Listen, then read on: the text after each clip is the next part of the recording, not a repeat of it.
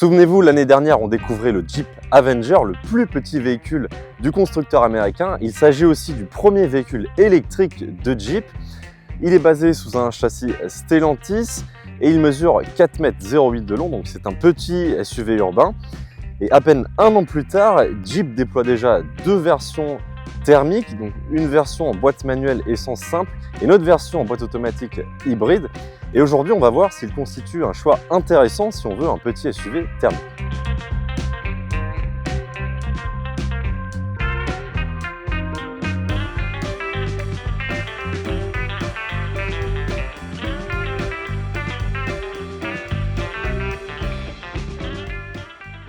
On se rappelle, sur la version électrique, le Jeep Avenger recevait une motorisation de 156 chevaux, les mêmes que les DS3 e-Tense, les Peugeot 208 ou même les i2008, un bloc bien connu chez Stellantis. Pour les versions thermiques, ce Jeep Avenger hérite également de moteurs de chez Stellantis avec le 1,2 litre PureTech que l'on connaît bien. Sur la version essence en boîte manuelle à 6 rapports, il développe 100 chevaux. Et sur notre version mild hybride 48 volts, donc une hybridation légère, il y a un petit moteur de 21 kWh qui est directement intégré à la boîte de vitesse et il va aider pour les phases de roulage à basse vitesse et pour avoir quelques kilomètres en tout électrique.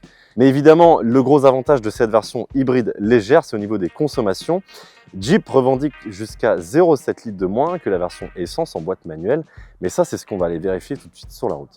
Autre avantage du Jeep Avenger thermique par rapport à son homologue électrique, c'est au niveau du volume de coffre. On avait mesuré 312 décimètres cubes sur la version électrique. Ici, il a été mesuré à 380 décimètres cubes, donc c'est mieux, on pourra y loger un peu plus de bagages. Et dernier détail qui différencie cet Avenger thermique de la version électrique, si vous avez remarqué, le E de la calandre passe sur le haillon et prend la couleur verte pour l'hybride.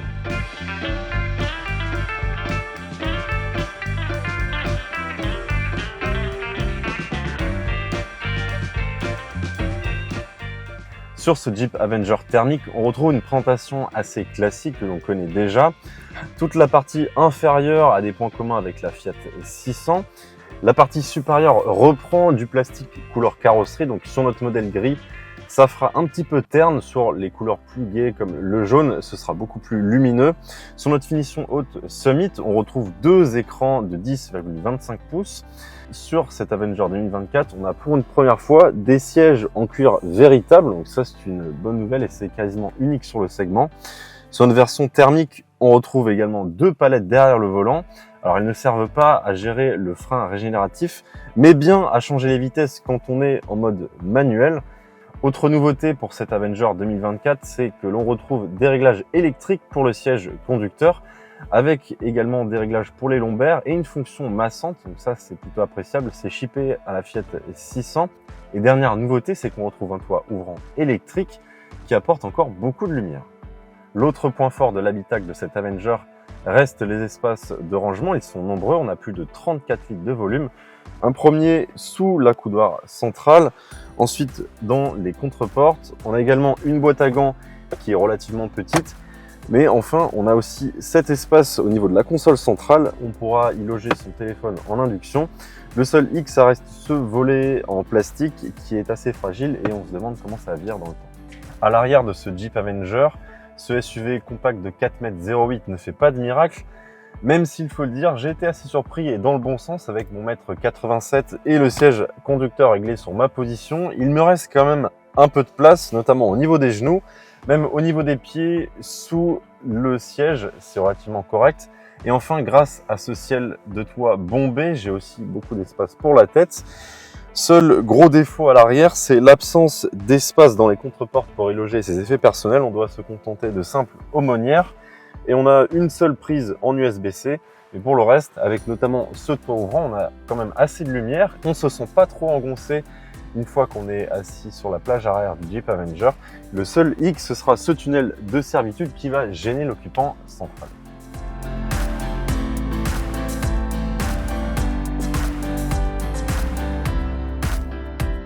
Alors, au volant de ce Jeep Avenger thermique, on va commencer par une bonne nouvelle.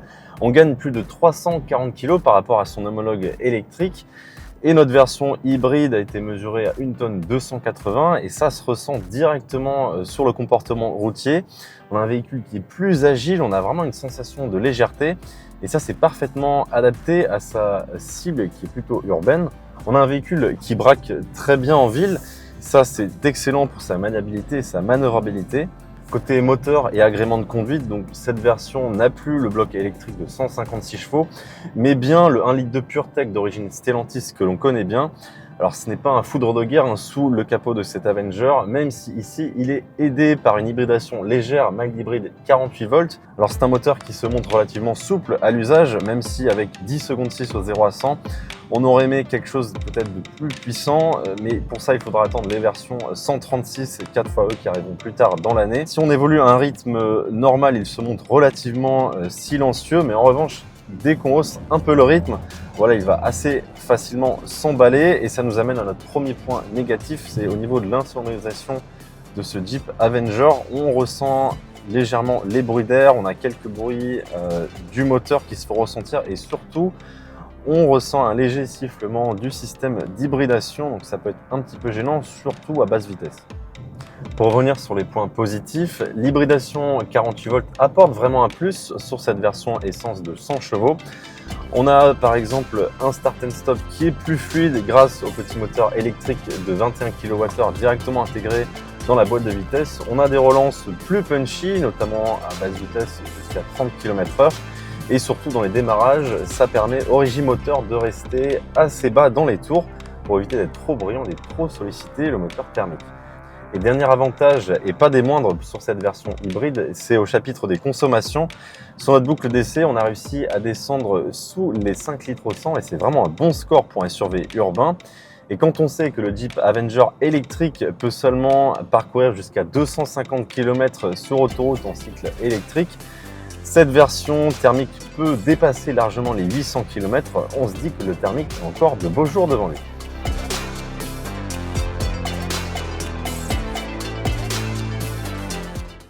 Avant de conclure, on n'oublie pas que tous les véhicules de chez Jeep revendiquent un certain côté off-road. Alors on vous laisse avec quelques images de cet Avenger en 2 roues motrices sur le circuit off-road de Balocco.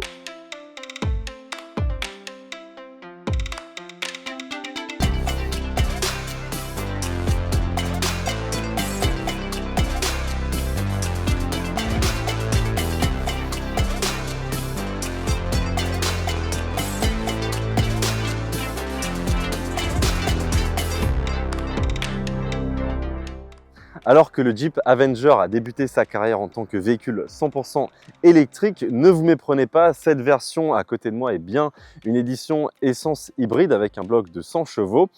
Et alors que la version électrique réclamait un tarif d'entrée à partir de 38 000 €, cette version essence remet les pieds sur terre et commence à partir de 24 300 €. Notre version hybride demande seulement 2 000 € supplémentaires. Donc avec un tarif bien plus raisonnable, des consommations maîtrisées, un meilleur volume de coffre et surtout une autonomie jusqu'à 3 fois supérieure à l'électrique, on se dit que cette version thermique a tout pour réussir. Voilà, j'espère que ce premier aperçu de ce Jeep Avenger hybride vous a plu. N'hésitez pas à nous dire en commentaire si ce modèle peut vous intéresser. Et quant à nous, on se dit à très bientôt sur la chaîne d'autoplus.fr. Ciao!